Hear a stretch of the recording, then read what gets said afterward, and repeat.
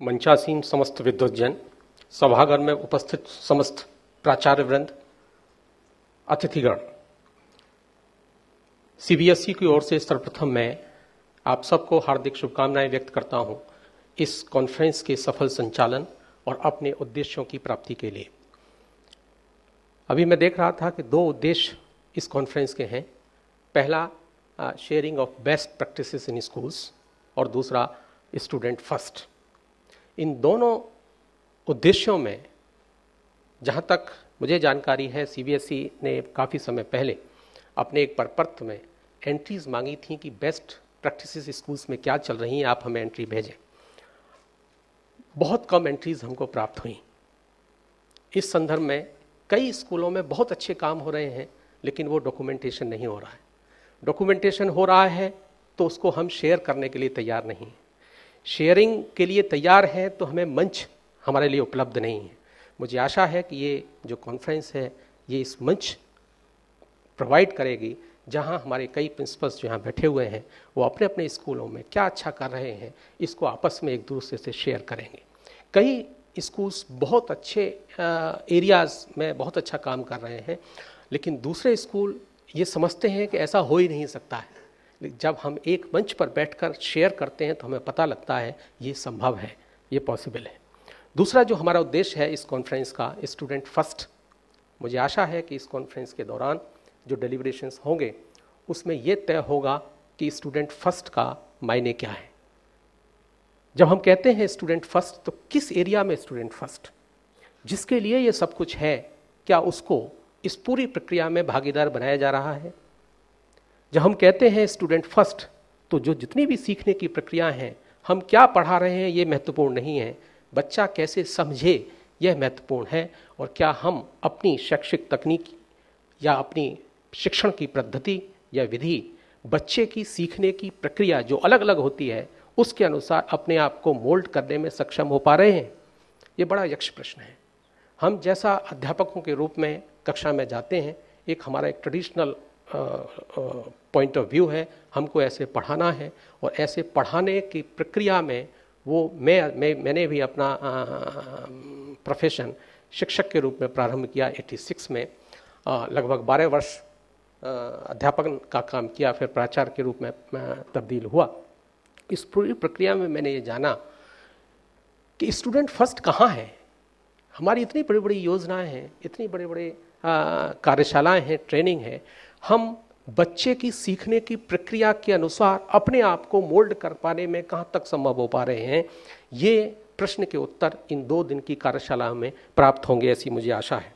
अभी मैं माननीय दिलीप चिनोय जी को सुन रहा था।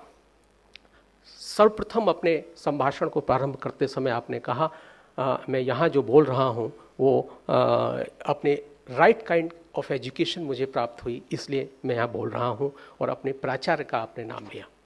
क्या हम यहाँ जो प्राचार्य बैठे हुए हैं उसमें मैं भी शामिल हूँ, प्राचार्य के रूप में मैंने काम किया है।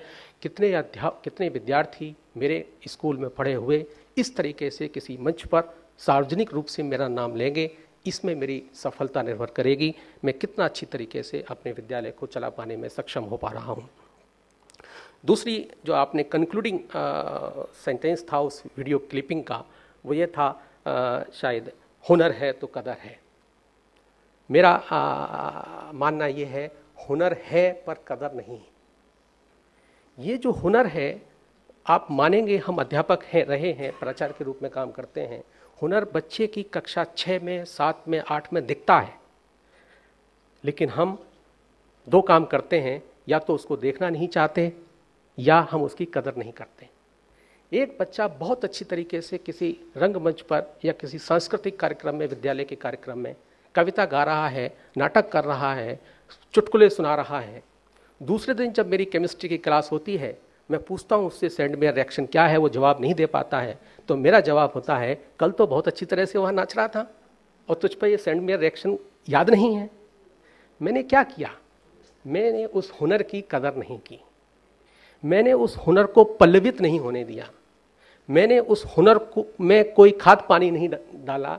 बजाय उसके कल क्या होगा, सेंड मेरा रिएक्शन तो उसे याद नहीं होगा, क्योंकि मेरा पढ़ाने का तरीका केमिस्ट्री में ठीक नहीं था। और वो जो कविता गा रहा था वो भी मैंने गाने से रोक दिया। कई अध्यापक, जब मैं प्राचार्य था तो मुझसे शिकायत करते थे, जब सांस्कृतिक कार्यक्रम होते थे, कि सर इतना बड़ा कार्यक्रम होना है, अच्छे बच्चे चाहिए। ये बच्चा बहुत अच्छा तबला बजाता था, लेकिन 11वीं में आने के बाद तबला बजाना इसने बंद कर दिया है।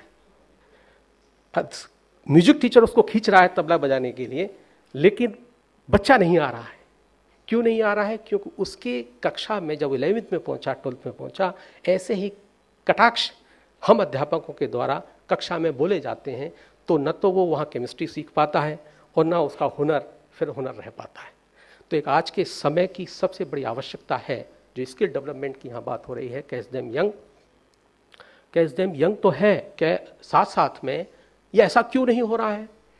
एक दूसरा और पहलू है इसका, जो सबसे बड़ी समस्या आज की है, स्कूल सिस्टम में भी और अपने घर में भी और समाज में भी कोई किसी की सुन नहीं रहा है। You are not listening the child. इसके लिए अभी सीबीएसई ने पिछले 3-4 महीने से लगातार एक्सप्रेशन सीरीज हम शुरू कर रहे हैं, जिसमें हम डिफरेंट थीम्स पर सीधे ऑनलाइन बच्चों से कुछ एक पर्टिकुलर थीम दे के आर्टिकल्स, पिक्चर्स और ड्रामा, नाटक सब कुछ मंगाते हैं। और मैं उस कार्यक्रम को कोऑर्डिनेट कर रहा हूँ। एक दिन में लगभग 20 से 30 हज़ार एंट्री हमें प्राप्त होती हैं। नेक्स्ट डे हमको वो इवेल्युएटर से चेक कराकर प्राइस घोषित करने होते हैं। तो जब लास्ट में रिव्यू के बाद रिजल्ट मेरे पास आते हैं, उनको मैं देखता हूँ, तो मुझे लगता है कि ये चीज़ें तो स्कूल स्तर पर बड़े पैमाने पे होनी चाहिए थी। कैसी कैसी बातें बच्चे अपने नोट में लिखते हैं, तो हमें आश्चर्य होता है कि ऐसा भी सोच सकते हैं क्या? घर पर बच्चे को सुनने के लिए हम माता पिताओं को समय नहीं है। कक्षा में टेक्नोलॉजी और सिलेबस को समय में पूरा कर पाने की दबाव के कारण हमें बच्चे को सुनने का समय नहीं है, तो वो सुनाने के लिए कहाँ जाए? स्कूल अगर वो जगह नहीं है जहाँ उसके बिना बोले उसको कोई सुन सके, स्कूल अगर वो जगह नहीं है जहाँ उसके आंसुओं को कोई पढ़ सके, स्कूल वो जगह नहीं है जहाँ वो अध्यापक उसको देखकर समझ सके, तो फिर अपने दिखाने, सुनाने, बोलने, रोने के लिए वो बच्चा कहाँ जाए? घर पे तो कोई नहीं सुन रहा है उसकी, स्कूल में हम नहीं सुन रहे हैं उसकी। इसलिए फिर अब हमें स्ट्रेस मैनेजमेंट की क्लास बच्चों के लिए करनी पड़ रही है। बच्चों के लिए काउंसलर रखने पड़ रहे हैं, जिनको पहले कभी ज़रूरत नहीं थी। हमारा अध्यापक या हम प्राचार्य ही काउंसलर हुआ करते थे, लेकिन हमें स्पेशल अलग ऐसे प्रोग्राम करने पड़ते हैं। केवल उसका कारण ये है कि हम उसकी सुन नहीं रहे हैं। तो मेरा अनुरोध व्यक्तिगत रूप से यही है, इस 2 दिन की कॉन्फ्रेंस में स्टूडेंट फर्स्ट के मायने ढूंढे जाएं, और यहाँ से जाने के बाद हम प्राचार्य और जो स्कूल इस पूरे प्रोग्राम में सम्मिलित हैं, वहाँ उस बच्चे के समझने और सुनने की प्रक्रिया में कुछ ना कुछ परिवर्तन आए। इन्हीं आशा और विश्वास के साथ बहुत बहुत धन्यवाद। Thank you.